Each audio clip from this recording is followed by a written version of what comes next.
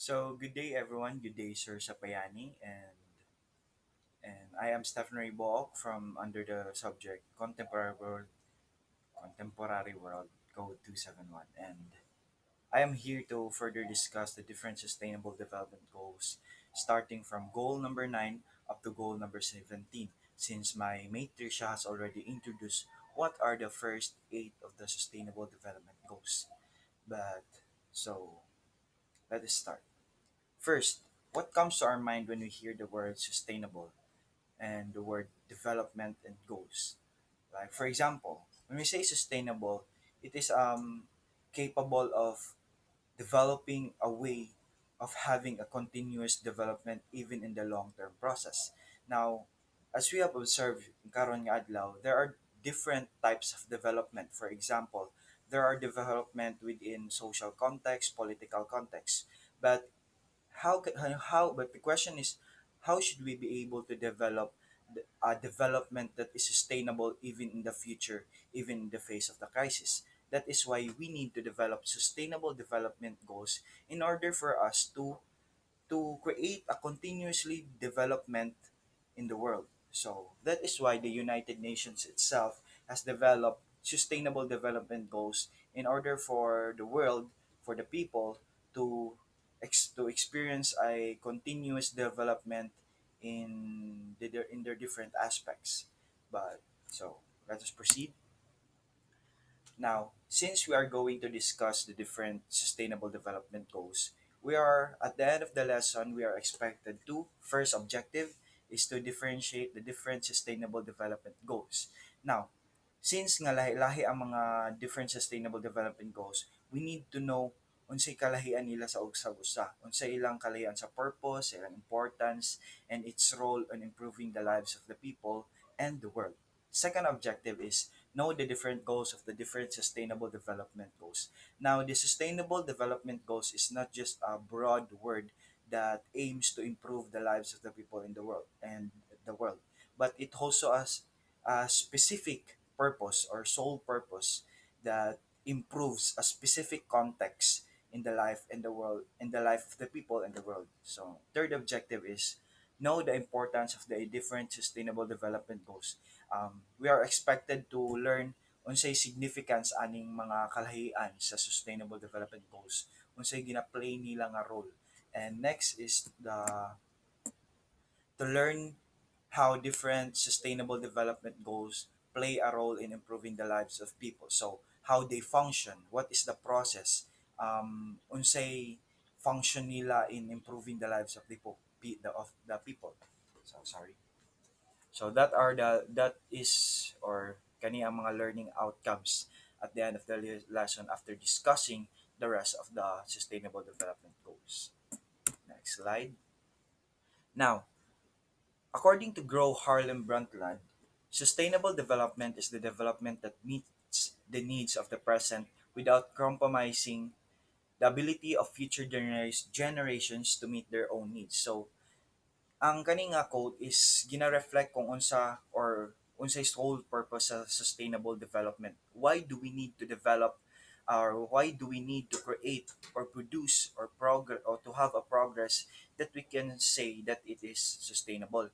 Ngano kailangan nato maghimo og development or success nga sustainable in the future? It is because even in times sa crisis in the future bisag karon nga crisis o sa future na may mas lala nga crisis atong ma-experience like worse pa sa pandemic, then we don't have to worry because we already have or we are expected to have our needs in the future because we have already developed now progress or action that is sustainable in the future.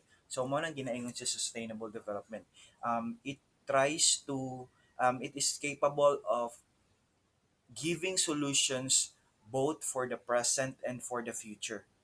So mo nang ginayong sustainable development. That is why the United Nations think that these goals or they need to achieve these different sustainable development goals in order for the world and the people to improve at its highest quality. So in different areas makaingon ta nga sustainable develop ta So mao nang ginaingon ni Gro Harlem Brundtland.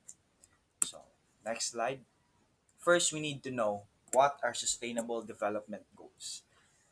These are interlinked globals introduced by the United Nations that generally aims to transform the world into having a sustainable development. So these are interlinked global goals. So sa ato pa ang United Nations through a summit, mao man ni siya, summit man ni siya na introduce ang Sustainable Development Goals around 2016 or 2015 ata. So gi-interlink ni siya because they really think that in order for the world to have a sustainable development, these goals should be achieved in a specific time. So morning kaning sustainable development goals is kailangan yun ma-achieve.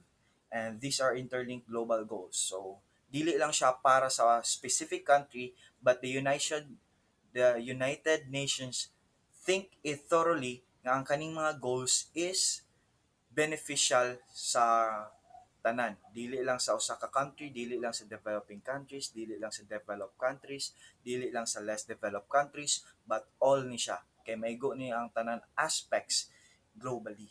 So that is why they think that these sustainable development goals are really necessary to achieve. Now,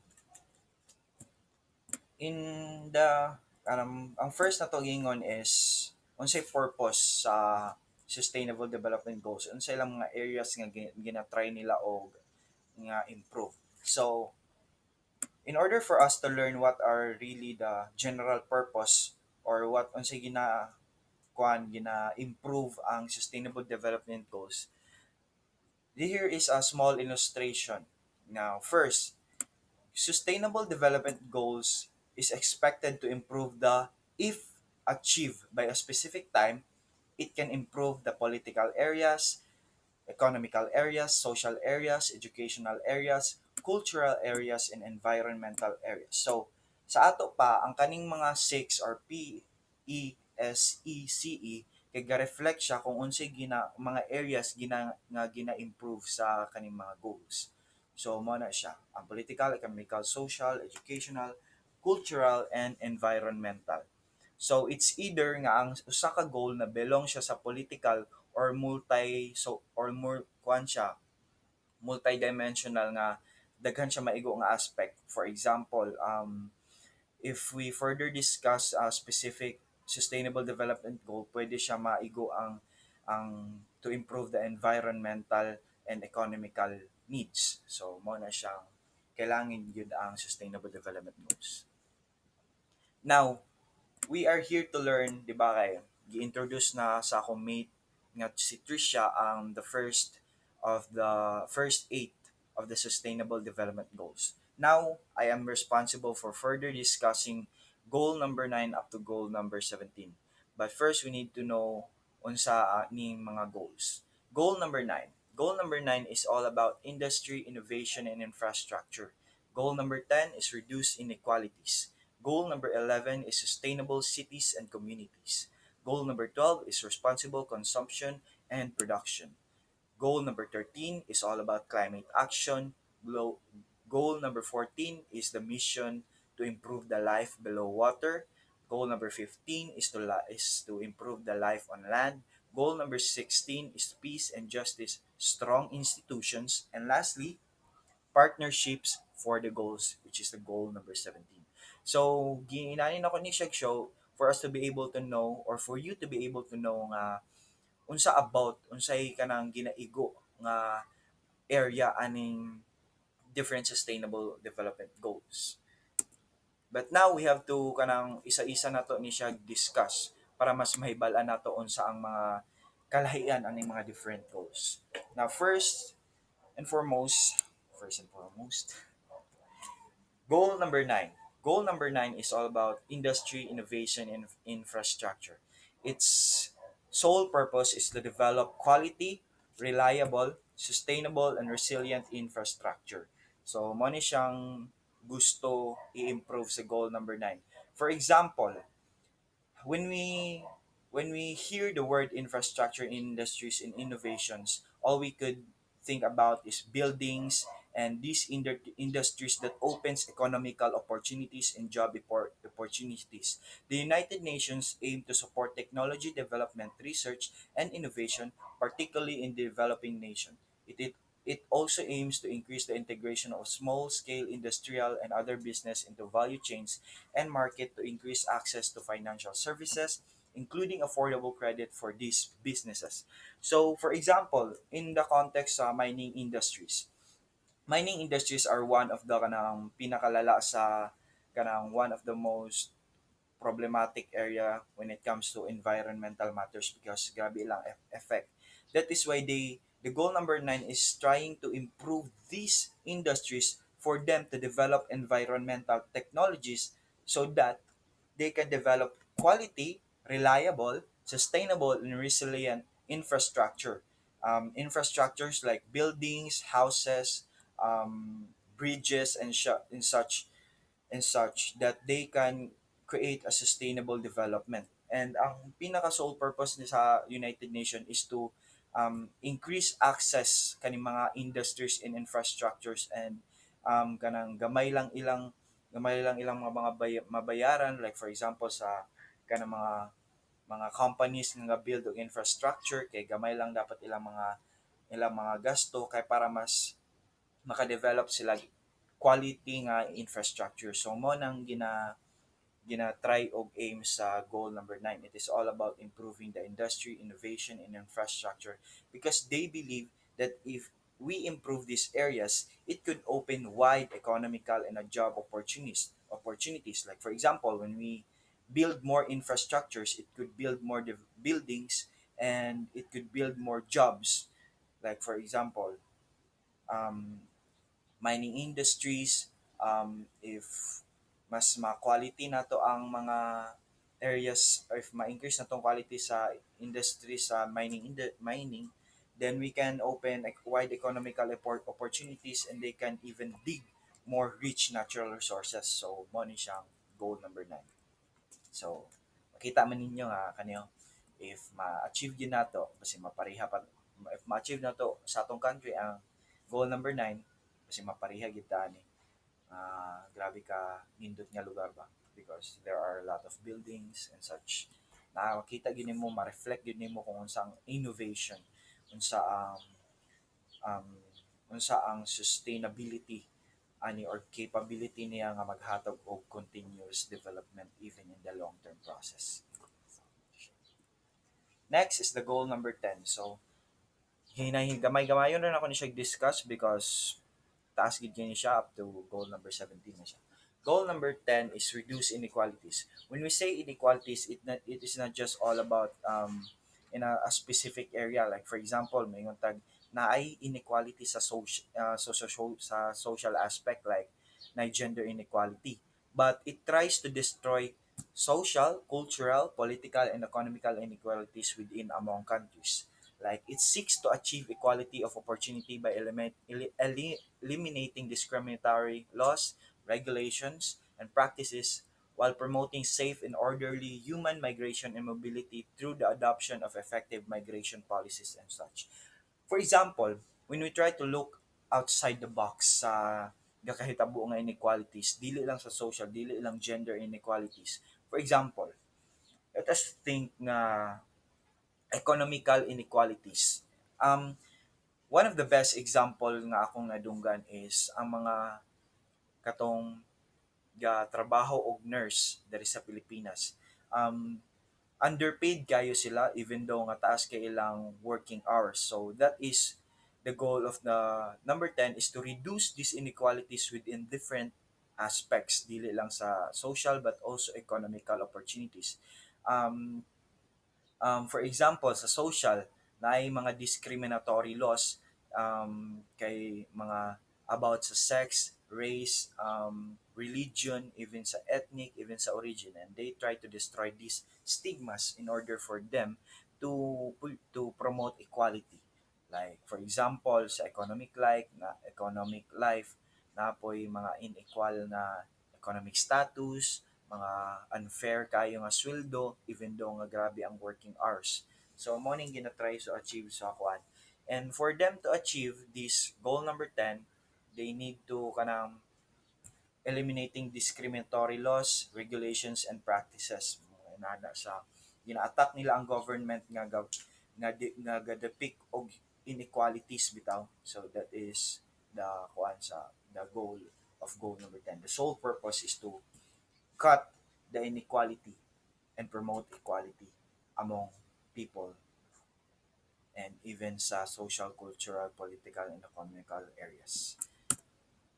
Next is goal number 11, sustainable cities and communities.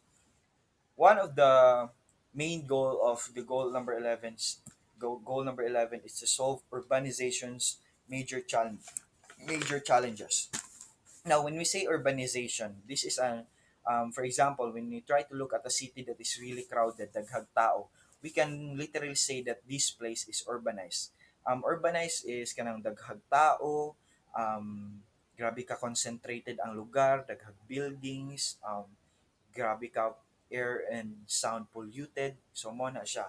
But in goal number 11, it pushes for more inclusive and environmentally friendly urbanization methods, particularly ones that prioritize participatory, integrated, and sustainable urban planning. They try to kanang even though nga concentrated ang usa ka lugar, dili sila maka-experience of major challenges like pollution, overpopulation, kanang wala na kaayoy economical opportunities kay giurot na sa tao. Ang goal sa number 11 is to develop a sustainable community and cities which can kanang pareha sa sustainable development nga makaproduce o continuous development even in the long-term process. So, mo ni siya ang sustainable cities. Like for example, a sustainable community. When we say a sustainable community, it is capable of producing continuous economical opportunities for people to live in a quality life. So, mo na siya ang sustainable. Even though nga ma-face sila sa challenges karon o unsa pay mas worse nga moabutay, they can solve because they are ready with their actions because they have a sustainable city. So, mo na siyang goal number 11. Urbanization methods, particularly ones that prioritize participatory, integrated, and sustainable urban planning. Kanang kaya niya nga mag-sustain sa mga needs sa people sa daily needs sa people even kanang gusto niya kanang mahatagan gusto ani nga goal nga mahatagan ang usa ka komunidad nga dili sila ma-worry sa ilang needs from sa pagkakaron hantod sa in the future. So, sa present o future, ma-face man og mga challenges and crisis even worse than the pandemic, but they do not have to worry because they are expected to have a sustainable community because they are able to produce daily needs sa mga tao. Dili lang pagkaon, dili lang clothes, but they are able to kanang engage with wide economical opportunities because they have a sustainable community. So that is the goal number 11. Now, for example, one of the best example in a sustainable city or community is the Saudi Arabia. Saudi Arabia mo ni akong pinaka-recent nga interesting nga na dunggan which is the line. Now, Saudi Arabia is kanang planning to build a single community composed of almost 8 million sa ilang population. 8, I don't know kung sa specific na number sila population, but they try to kanang iisa lang bitaw ang population sa usa ka line inani sa usa ka line dira magpuyo ang tanan ang Saudi Arabian or mga taon si tawag nga tao dira nila. So, ginakuan nila. The line claims to set a new benchmark for sustainable development. So, gina-mark daw ni ang sustainable development. It is a linear smart city under construction in Saudi Arabia in Tabuk province, which is designed to have no cars, streets, or carbon emissions. So, ang akong nadungganan ni is sustainable community ni siya because it is kanang dili siya even though concentrated or populated place but it is capable of producing economical opportunities which is also an environmental friendly place kay dili na kay sila magkuan og cars, dili na sila mag carbon emissions because ilang gamiton lang ani is train. Gina hunahunag ayo nga ginaghuna-huna og ayo sa Saudi Arabia kung unsa ang pag-create og community that is sustainable. So, di ba? Mo ni siyang best example. You can further research about this community because as far as I know kay kamo nagakuan na sila karon ginahimo na nila ang the line. So they expected ni siya nga kuan mao man sa year 2030. But let's see by 2030 if this community is really sustainable even in the face of different crises. So, so,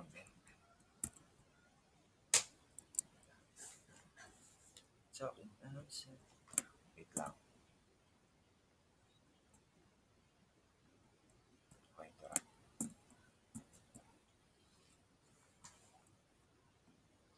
Wait lang.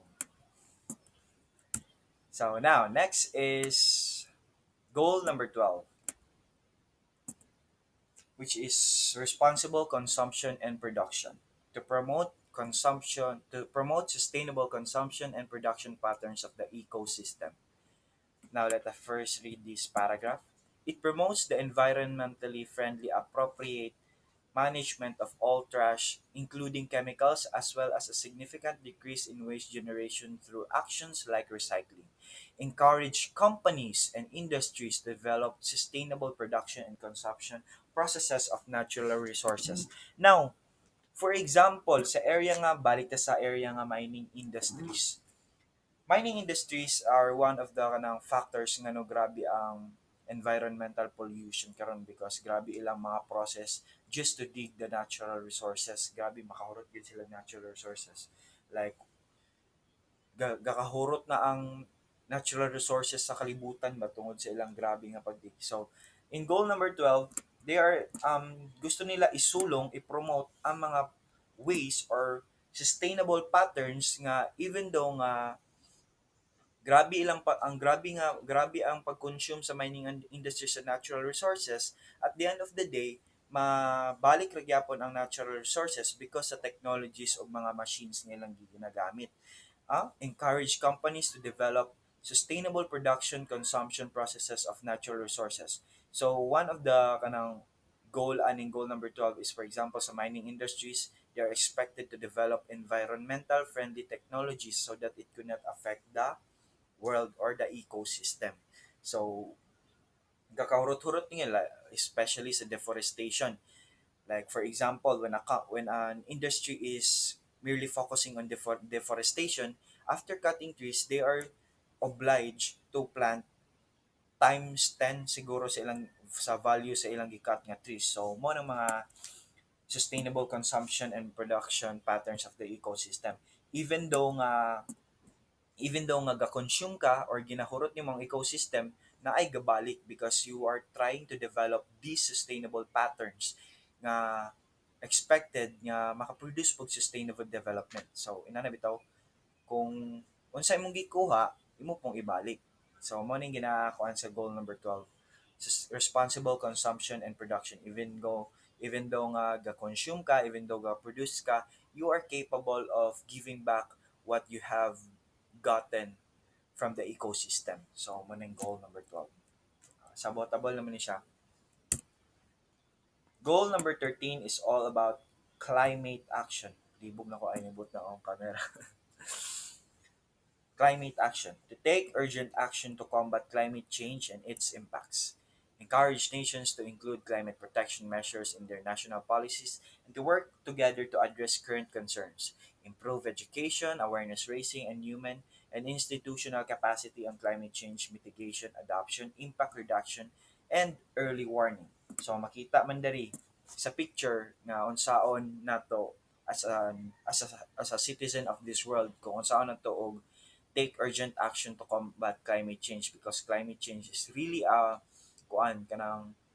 kanang alarming issue because for example katong na recent gani nga rally ang nagrally na gani ato di kay di ba kay mga scientist nga dili na lang daw gamay ang years nga moabot na ta sa grabe nga kainit nga world nga maka-produce og kanang grabe sa to nalimot naman ko ato noon.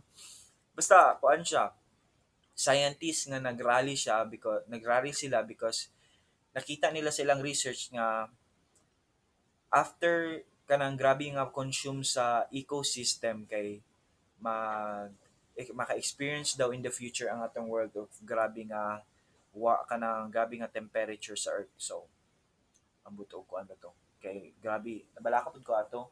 Char. So, how should we take urgent action? For example, drive more,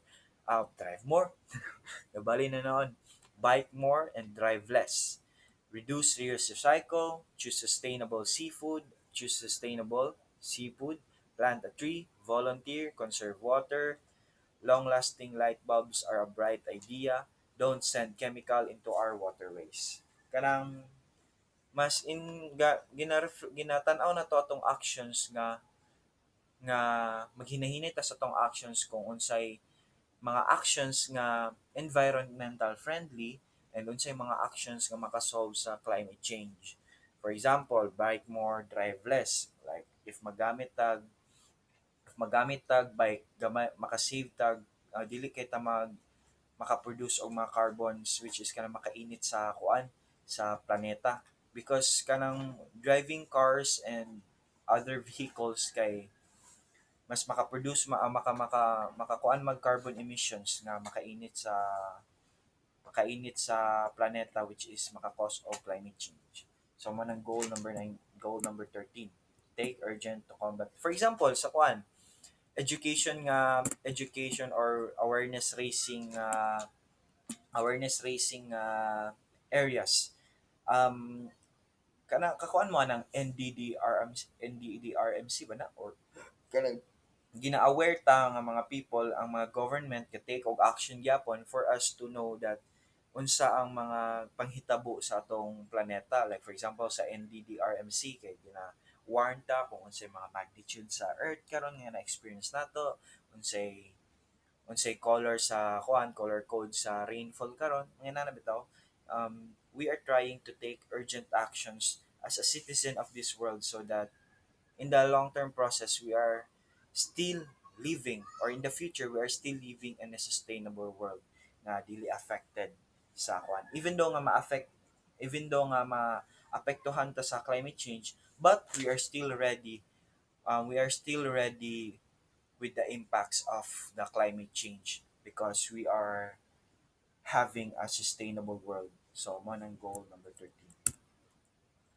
Goal number 14 is trying to focus on the life below water. Conserve and sustainably use the oceans, seas, and marine resources for sustainable development. Sustainably manage and protect marine and coastal ecosystem to avoid significant adverse impacts, including by strengthening their resilience and take action for their restoration in order to achieve healthy and productive oceans. Ang main issue ani is because daghan kayo illegal fishing nga methods. Like for example, dynamites, kanang pambuthon ng mga ilalom, kaguba ng mga coral reefs, wala na yung marine life.